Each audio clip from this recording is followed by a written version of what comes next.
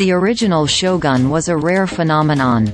More than 1,200 pages and 400,000 words in length, it proved stunningly successful, staying on the bestseller list for more than 30 weeks and selling millions of copies.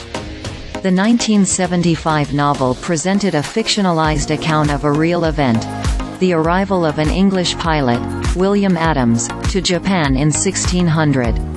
Clavell reimagined the story, giving his hero, whom he renamed John Blackthorne, a starring role in the archipelago's turbulent domestic politics in the months leading up to the climactic Battle of Sekigahara, which brought more than a century of constant warfare to a final end. Some historians criticized Shogun as a text rife with errors and national stereotypes. But others like Henry Smith championed the book, arguing that it conveyed more information about Japan to more people than all the combined writings of scholars, journalists, and novelists since the Pacific War. 5 years after its publication and millions of dollars later, Shogun made its way to television screens in the form of a 5-episode miniseries.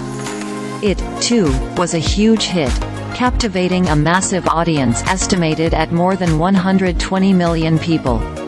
Even so, many fans of the novel grumbled about how it flipped the story by rendering Japan an alien, unintelligible place where Japanese dialogue was left untranslated and unsubtitled. For those historians who had defended the book, the miniseries left a bitter taste in their mouths. The imminent premiere of FX's adaptation raises a key question. What kind of Shogun will we see? All the clues suggest a break from the 1980 miniseries and a return to what made the book so special. Read more. FX's Shogun isn't a remake. It's a revelation. The backstory to Shogun is as compelling as the book itself.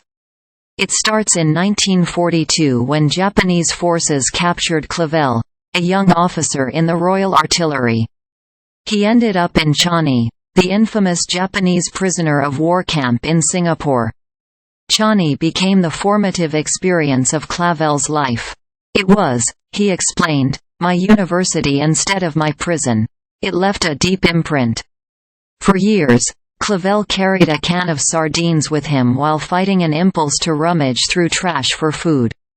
And it provided the subject material for his first novel, King Rat, which presented a semi-fictionalized account of his experience as a prisoner of war. Strikingly, years of captivity left Clavell with no hatred. To the contrary, it instilled a deep and sustained admiration for Japan and its people. When it came to Shogun, Clavell wrote what he described as a passionately pro-Japanese book. This perspective wasn't evident to readers early in the book.